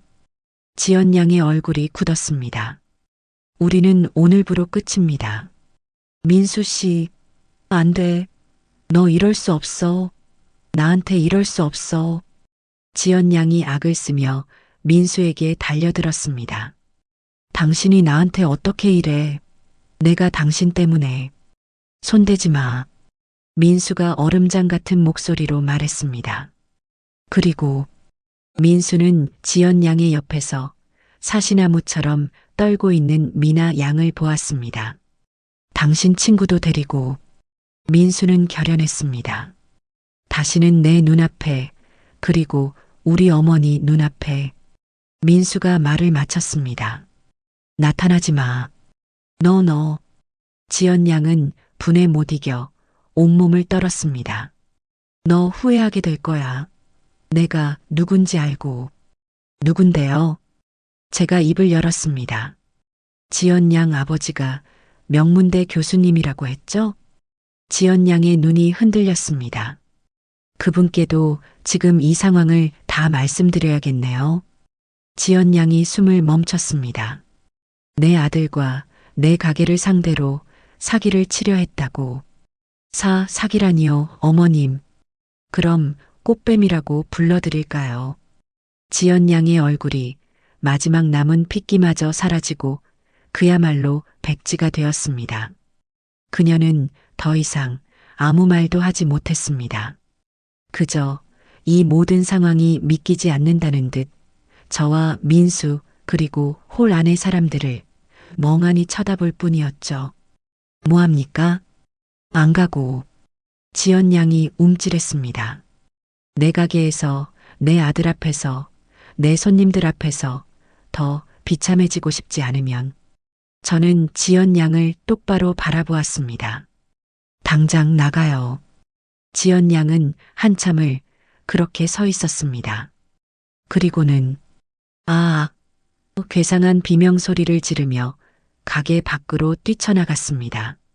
지연아, 같이 가. 친구 미나 양도 허둥지둥 그 뒤를 따라 나갔죠. 딸랑. 가게 문에 달린 풍경 소리가 그날따라 유난히 크게 울렸습니다. 폭풍이 지나갔습니다. 홀 안에는 다시 정적이 찾아왔습니다. 저는 그제야 젖은 걸레를 든 제 손이 덜덜 떨리고 있다는 것을 깨달았습니다. 홀 안은 폭풍이 모든 것을 핥히고 지나간 자리 같았습니다. 정적이 흘렀습니다. 아무도 아무 말도 하지 않았습니다. 모든 손님들과 직원들이 홀 한가운데 멍하니 서 있는 저와 제 앞에 고개를 숙인 채 서 있는 아들 민수를 바라보고 있었습니다. 그제야 제 손이 보였습니다. 젖은 걸레를 쥔 제 손이 사시나무처럼 떨리고 있었습니다. 다리에 힘이 풀렸습니다. 사장님, 주방장이 놀라 저를 부축했습니다. 괜찮으세요, 사장님? 아, 괜찮아. 괜찮고 말고. 저는 주방장의 팔을 붙잡고 겨우 몸을 가누었습니다. 그리고 제 아들을 보았습니다. 민수는 그 자리에 못 박힌 듯 서서 텅 빈 가게 문만 바라보고 있었습니다. 그 뒷모습이 어찌나 처량하고 안쓰럽던지요. 민수야. 제가 불렀습니다. 민수는 차마 저를 돌아보지 못했습니다. 어머니, 제가 됐다. 저는 그 아이의 등을 향해 말했습니다. 일단 일어나라. 손님들 다 보고 계시다. 그 말에 민수가 천천히 고개를 들었습니다. 그 얼굴은 부끄러움, 미안함, 그리고 자신에 대한 분노로 일그러져 있었습니다. 어머니, 저는 알아. 저는 민수의 말을 잘랐습니다. 다 알아. 그때였습니다. 사장님, 10년 단골 최 씨 아저씨가 성큼성큼 걸어왔습니다. 아이고, 사장님, 오늘 정말 못 볼 꼴을 우리가 다 봤습니다. 죄송합니다, 손님. 식사하시는데 소란을 피워서요. 제가 고개를 숙였습니다. 아이고, 사장님이 뭐가 죄송합니까? 죄송한 건 저지. 최 씨 아저씨는 분이 안 풀리는지 가게 문을 노려보며 혀를 찼습니다. 사장님, 오늘 정말 잘하셨습니다. 네. 저런 앞뒤가 다른 사람인 줄도 모르고 우리 민수 장가 보냈으면 어쩔 뻔했습니까? 사장님이 오늘 아들 하나 구하신 겁니다. 그 말에 홀 안의 다른 손님들도 고개를 끄덕이기 시작했습니다. 맞아요, 사장님. 아까 그 아가씨 말하는 거 정말 가관도 아니더구먼. 무슨 가게를 팔아? 저런 복내 국밥을. 사장님, 오늘 속 시원했습니다. 우리가 다 사이다 마신 기분이에요. 여기저기서 저를 위로하고 제 편을 드는 목소리가 터져 나왔습니다. 그제야 가슴속에 응어리졌던 무언가가 툭 하고 터져나가는 것을 느꼈습니다. 눈물이 핑 돌았습니다. 그래, 나 혼자가 아니었구나. 내 인생 헛살지 않았구나. 저는 젖은 눈으로 손님들을 향해 깊이 고개를 숙였습니다. 고맙습니다, 손님들. 정말 고맙습니다. 아이고, 사장님 우십니까? 울지 마십시오. 자자, 다들 오늘은 이만 일어섭시다. 그래요, 사장님. 오늘은 장사 그만하셔야지. 손님들이 하나둘씩 자리에서 일어서기 시작했습니다. 사장님, 오늘 국밥값은 여기 놓고 갑니다. 아닙니다. 소란을 피웠는데 어찌 돈을 받습니까?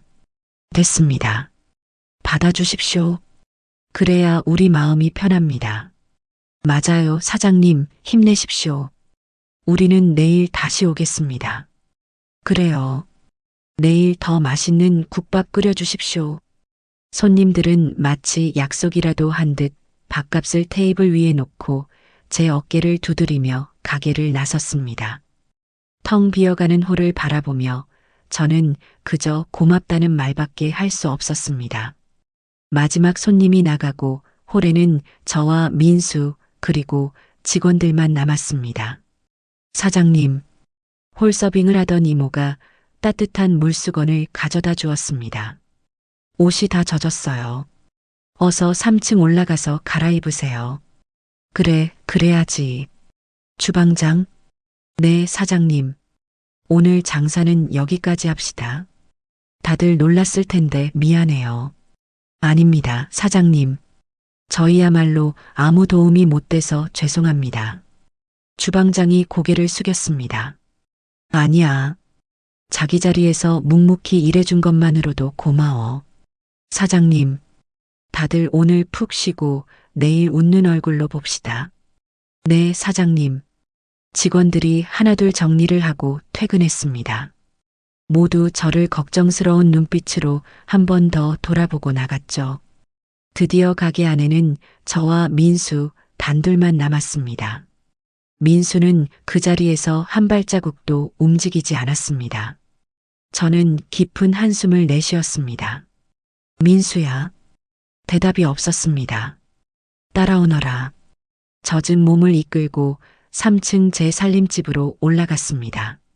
민수가 말없이 그 뒤를 따랐습니다. 집에 들어와 젖은 일복을 벗어던졌습니다. 온몸이 찬물에 젖은 솜처럼 무거웠습니다. 따뜻한 물로 샤워를 하고 깨끗한 옷으로 갈아입었습니다. 그제야 조금 정신이 드는 것 같았습니다. 거실로 나오니 민수가 거실 한가운데 무릎을 꿇고 앉아 있었습니다. 저는 아무 말 없이 그 아이 맞은편 소파에 앉았습니다. 한참이나 침묵이 흘렀습니다. 어머니, 먼저 입을 연 것은 민수였습니다. 제가 잘못했습니다. 그의 목소리는 무겁게 가라앉아 있었습니다. 제가 어머니께 죽을 죄를 지었습니다. 민수는 고개를 들지 못했습니다. 뭐가?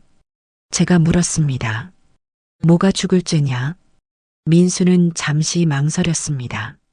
저런 여자를 데려온 것, 저런 여자의 말만 믿고 어머니를 의심한 것, 어머니가 평생 지켜온 이 가게를 저런 여자 때문에 팔아치우려 했던 것. 민수는 자책했습니다. 그 모든 게 제 잘못입니다. 민수의 목소리가 젖어 있었습니다.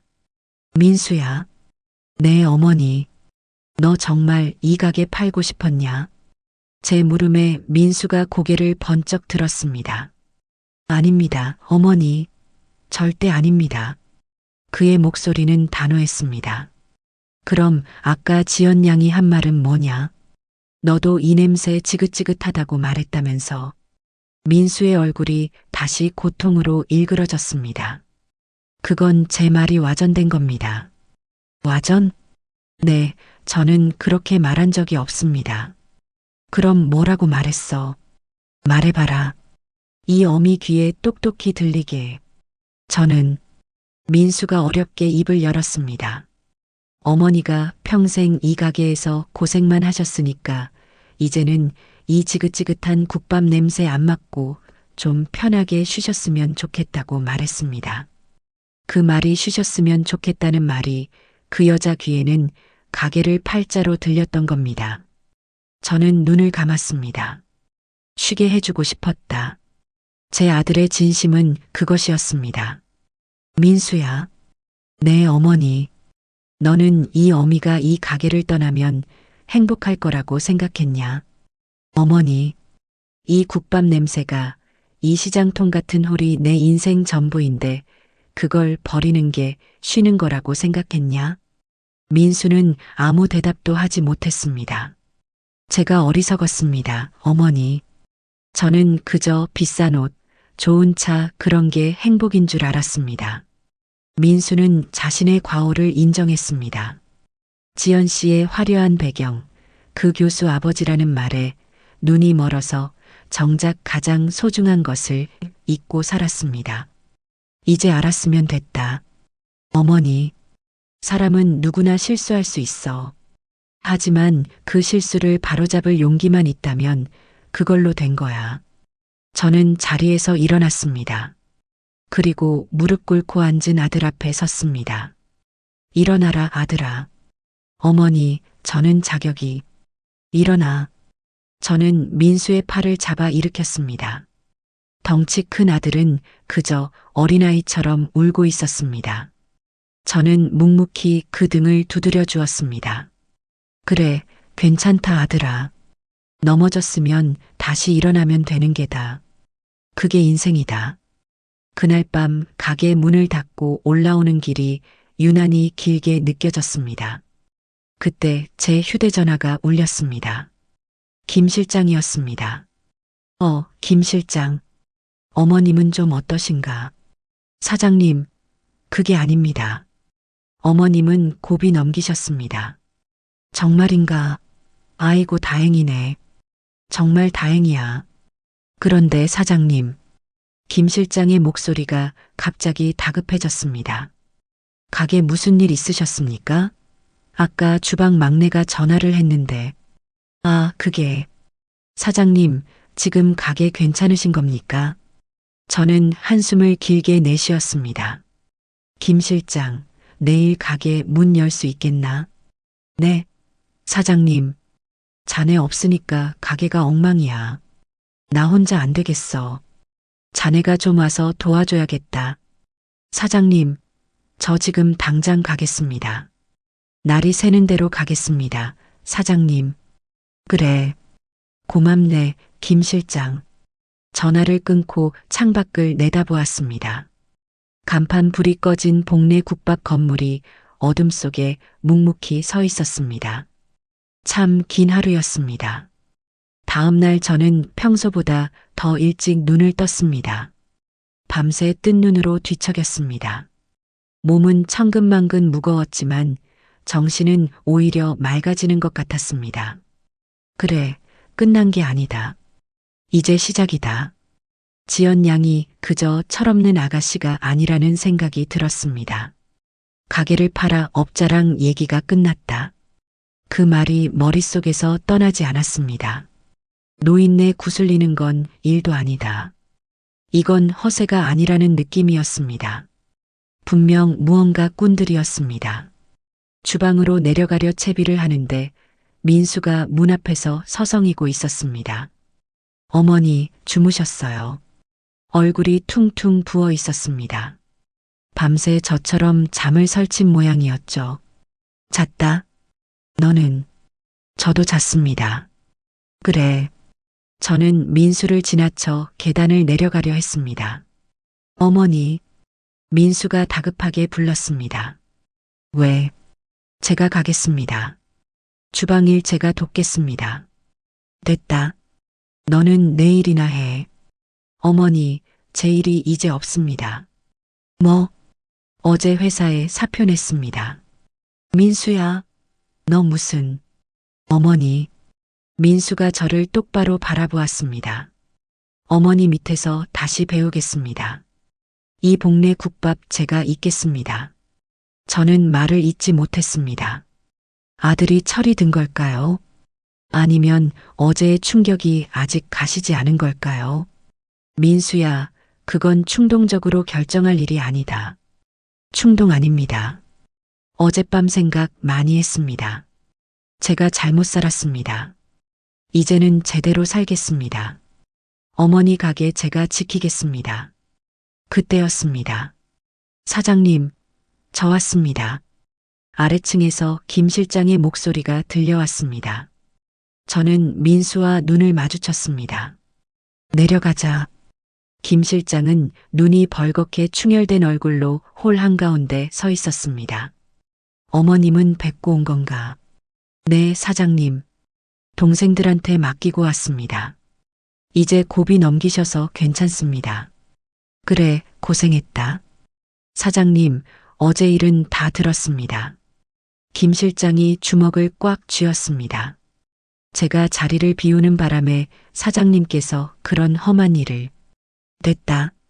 자네 탓이 아니야. 민수 도련님도 나오셨네요. 민수는 김 실장을 제대로 쳐다보지 못했습니다. 김 실장님 죄송합니다.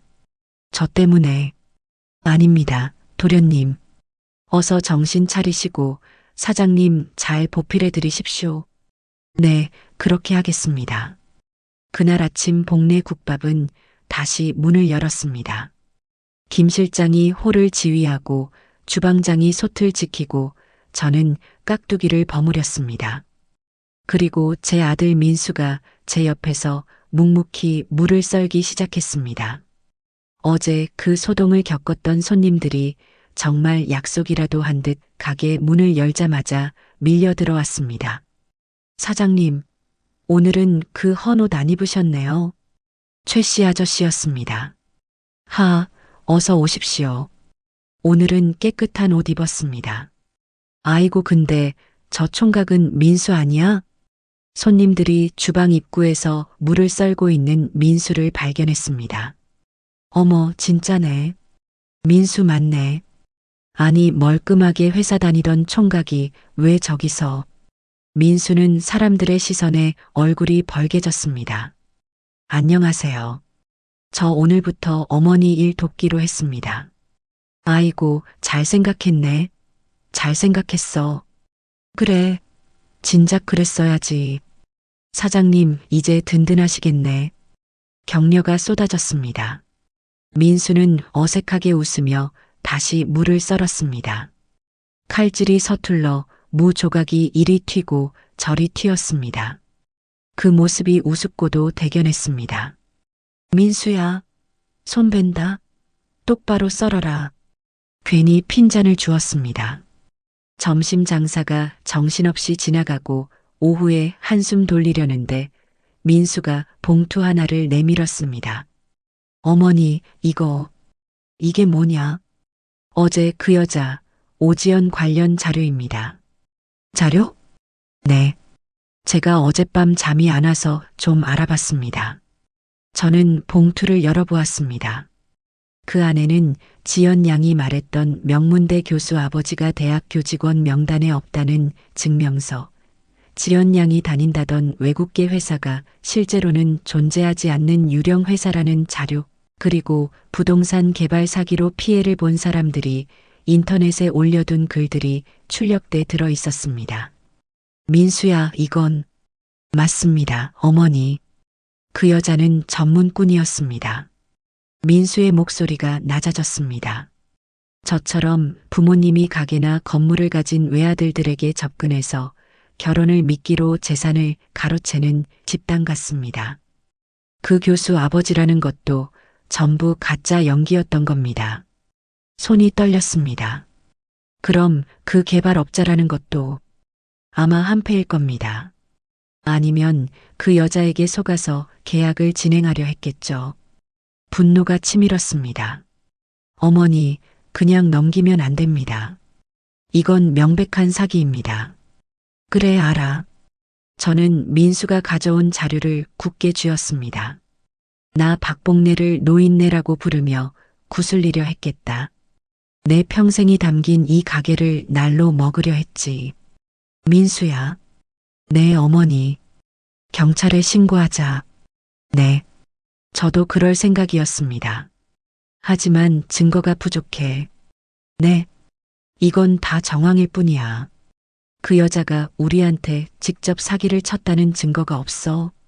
하지만 어제 홀에서 손님들 증언은 그 여자가 인성이 나쁘다는 증거는 될 수 있어도 사기꾼이라는 증거는 안 돼. 민수의 얼굴이 어두워졌습니다. 그럼 그냥 이대로 놔둬야 합니까? 아니, 덫을 놔야지. 네, 덫이라니요. 그 개발업자라는 사람. 아직 이 일이 틀어진 걸 모르고 있을 수도 있어. 아, 지연 양이 그 업자한테 뭐라고 했을까? 노인네 구슬리는 중이다. 아마 이렇게 말했겠지. 그렇겠네요. 그럼 그 업자는 지금 우리가 넘어오기만 기다리고 있을 거야. 저는 김 실장을 불렀습니다. 어제 그 아가씨가 홀에서 떠들던 말 중에 김이사라는 사람 이름 기억나나? 김이사요? 가만히 있자. 맞습니다. 김이사님, 계약 진행해 주세요. 그랬던 것 같습니다. 그래, 그거야. 민수야. 너 지연 양 휴대전화 번호 알지? 네, 알죠. 그 전화 놔줘봐라. 저는 민수의 휴대전화를 받아 오지연이라고 저장된 번호를 제 전화기에 옮겨 적었습니다. 어머니, 지금 뭐 하시려고? 그 김이사라는 사람. 내가 한번 만나봐야겠다. 어머니, 위험합니다. 그 사람들이 어떤 사람들인 줄 알고. 민수야. 저는 아들을 진정시켰습니다. 사기꾼은 자기 꾀에 자기가 넘어가는 법이다. 나는 속아 넘어간 노인네 연기를 좀 해야겠다. 어머니, 걱정 마라. 너랑 김 실장이 뒤에서 똑똑히 지켜보고 있으면 되지. 저는 민수의 휴대전화로 지연 양에게 문자를 보냈습니다. 지연 양, 나 민수 엄마요. 어제 일은 내가 미안했네. 민수 그 녀석 내가 잘 타일렀어. 그 김이사라는 분 나도 한번 만나보고 싶네. 우리 민수 결혼 전에 집 문제 해결해야지. 문자를 보내고 휴대전화를 테이블 위에 올려두었습니다. 과연 이 미끼를 물까? 어머니, 너무 위험한. 그때였습니다. 띵! 민수의 휴대전화가 울렸습니다. 오지연이었습니다. 우리 셋의 눈이 동시에 화면에 꽂혔습니다. 어머님, 정말이세요? 민수 씨는 괜찮대요? 김 이사님은 왜? 저는 헛웃음이 났습니다. 봐라. 바로 문다. 다시 문자를 찍었습니다. 민수는 아직 화가 났지만 내가 설득 중이야. 그 양반 고집 알잖나. 나는 지연 양 편이야. 어서 이 가게 팔고 강남 가고 싶어. 김이사 그분 당장 내일 가게로 오라고 하게. 민수 몰래 내가 도장 찍어줄 테니. 어머니, 정말 도장 찍어주실 거예요? 가짜 도장 말이다. 아, 띵. 다시 문자가 왔습니다. 정말이시죠, 어머님? 믿어도 되죠? 알겠어요. 내일 오후 3시에 김 이사님 보내드릴게요. 민수 씨 없어야 해요. 됐다. 저는 휴대전화를 민수에게 돌려주었습니다. 내일 오후 3시 기억해라. 네, 어머니. 김 실장. 네, 사장님. 내일 우리 아주 특별한 손님을 맞을 준비를 해야겠어. 민수와 김 실장의 얼굴에 긴장감이 감돌았습니다. 내일 이 지긋지긋한 거짓말 뿌리를 뽑자. 드디어 다음날 오후가 되었습니다. 저는 가게 일은 주방장과 직원들에게 맡기고 민수, 김 실장과 함께 2층 단체석 방에 자리를 잡았습니다. 어머니, 정말 괜찮으시겠어요? 민수가 초조하게 손톱을 깨물었습니다. 민수야, 손톱 깨물지 마라. 사내 자식이 그게 뭐냐? 네, 어머니. 김 실장. 네. 녹음기랑 촬영기 준비됐나? 네, 사장님. 저기 화분 뒤에 카메라 설치해뒀고 제 주머니에 녹음기도 있습니다. 걱정 마십시오. 민수, 너는 옆방에서 조용히 있어. 어머니, 저도 같이. 안 된다. 내 얼굴 보면 그 김이사가 눈치챌 거야. 너는 이 모든 상황이 녹화되고 녹음되는 것만 잘 확인해. 네, 알겠습니다. 민수가 옆방으로 건너갔습니다. 저는 김 실장과 마주 앉았습니다. 사장님, 떨리십니까? 떨리긴. 오히려 재미있지. 내 가게 팔아먹으러 온 꾼 얼굴 한번 보자고. 오후 3시 5분 전. 가게 입구에서 풍경 소리가 났습니다. 홀 직원이 2층으로 안내하는 소리가 들렸습니다. 사장님, 저쪽 방에서 기다리시랍니다. 똑똑. 문이 열리고 번지르르하게 차려입은 중년 남자가 들어왔습니다. 아이고, 박봉래 사장님 맞으십니까? 누구신데 그러나? 아, 저는 오지연 양 소개로 온 김이사라고 합니다. 저는 일부러 어수룩한 노인네처럼 굴었습니다. 그래. 근데 지연 양은 왜 안 왔어? 아, 그게 지연 양이 오늘 급한 일이 생겨서요. 제가 먼저 와서 사장님 뵙고 계약서 쓰라고 했습니다. 계약서? 김 이사가 기다렸다는 듯 가방에서 서류 뭉치를 꺼냈습니다. 네, 사장님. 여기 복내 국밥 건물 부동산 매매 계약서입니다. 어머, 벌써 이런 걸 다. 지연 양이 말씀 안 드렸습니까? 사장님, 이 건물 저희가 아주 좋은 값에 사드리기로 했습니다. 좋은가? 네. 여기 보시면 금액이. 김 이사가 계약서의 금액란을 손가락으로 짚었습니다. 저는 돋보기를 쓰는 신용을 하며 계약서를 들여다보았습니다. 아이고, 일 10백이게 다 얼마야. 하하, 사장님. 이 돈이면 강남 가셔서 편하게 사실 수 있습니다. 지연 양이 그러더군요. 이렇게 고생만 하신 어머님 이제 쉬게 해드리고 싶다. 그랬어? 우리 지연이가? 그럼요. 이런 며느님 두셔서 사장님은 정말 복 받으신 겁니다. 자, 그럼 여기 도장만 찍으시면. 김 이사가 인주까지 꺼내 제 앞에 내밀었습니다. 잠깐. 네, 사장님. 김 이사라고 했나? 네, 그렇습니다. 당신 오지연하고 무슨 사이야? 네. 아, 그저 사업 파트너입니다. 사업 파트너? 네, 지연 양이 이렇게 좋은 매물 찾아오면 저희가 개발하고 그 수익을 좀 나누는 관계입니다. 그래. 그럼 지연 양이 가짜 교수 아버지까지 만들어서 내 아들 홀린 것도 알고 있었나? 네. 그게 무슨... 김 이사의 얼굴이 굳었습니다. 김 실장. 네, 사장님. 이제 그만 녹음 끝내도 되겠네. 네. 사장님, 이게 무슨... 김 이사가 벌떡 일어서려 했습니다. 앉아. 제 목소리가 차갑게 떨어졌습니다. 앉으라고 했네. 김 이사는 멈칫했습니다. 당신 지금 사기 공모 혐의로 내 카메라에 다 찍혔어. 카메라라니요. 그때 옆방 문이 벌컥 열리고 민수가 휴대전화를 들고 나왔습니다. 김 이사님 맞으시죠? 당신은 누구요? 이 건물주 아들 박민수입니다. 김 이사의 얼굴이 하얗게 질렸습니다. 방금 오지연과 수익을 나눈다고 말씀하신 거 여기 전부 녹화됐습니다. 김 이사의 얼굴이 잿빛이 됐습니다. 이게 무슨... 오지연 그 여자가 노인네 다 구슬렀다고 해서... 아이고, 김 이사. 당신이야말로 그 여자한테 놀아났구먼. 그 여자가 말한 노인네가 바로 나요. 저는 주머니에서 진짜 인감 도장을 꺼내 탁 보여줬습니다. 이 도장이 그렇게 갖고 싶었나? 김 이사는 입을 닫았습니다. 지금 여기서 나랑 경찰서 같이 갈 텐가? 아니면 내가 아는 오지연의 사기 행각 전부 불고 너라도 빠져나갈 텐가?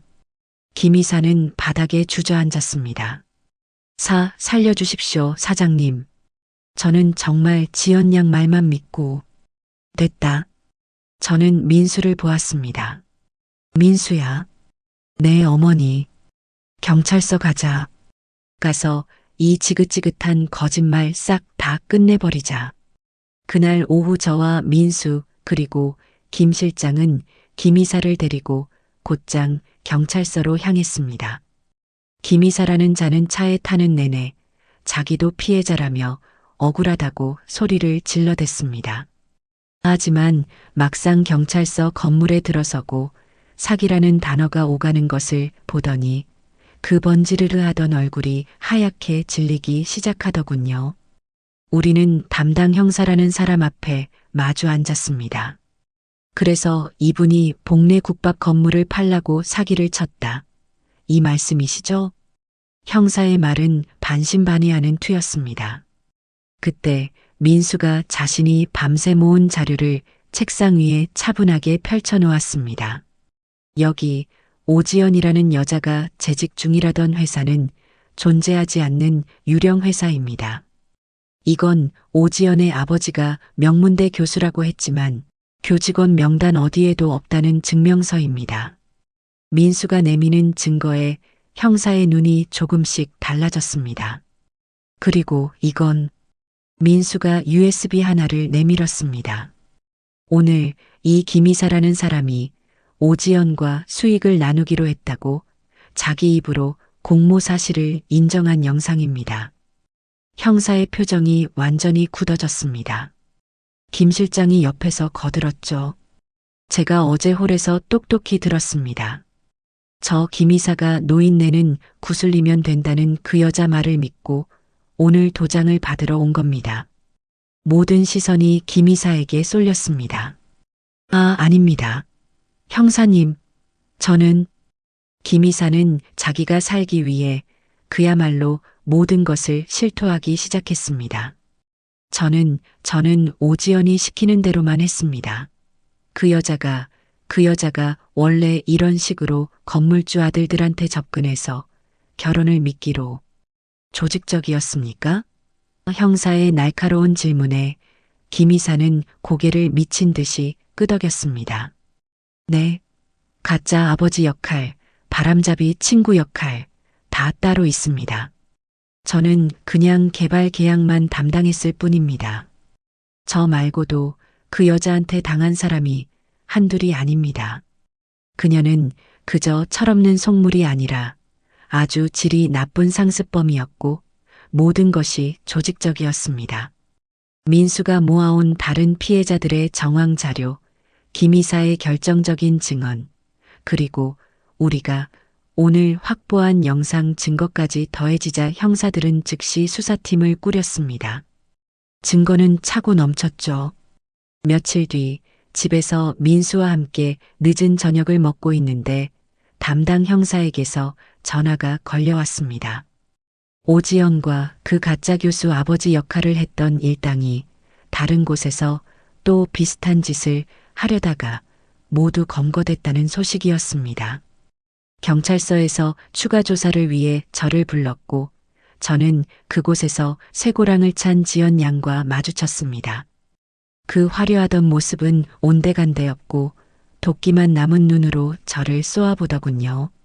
이 노인네, 너 때문에 내 인생이.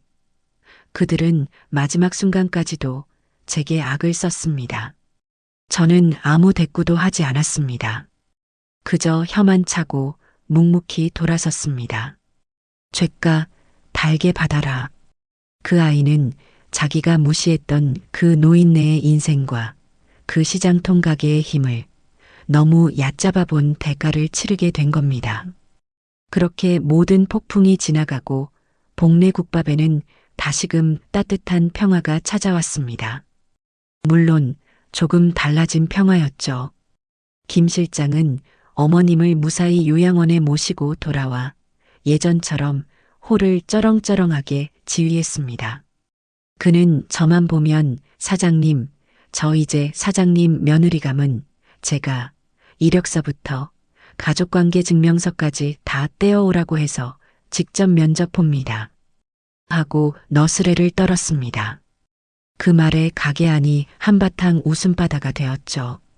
주방장과 홀 이모들도 가장 큰 변화의 중심에 선 민수를 대하는 태도가 달라졌습니다. 아이고, 우리 민수 도련님, 오늘은 무 하나 다 썰었네. 어제는 반토막 내더니. 어머, 주방장님. 도련님이 아니라 막내라고 부르셔야지. 우리 막내 칼질이 제법 늘었네. 그래도 손은 베지 말고.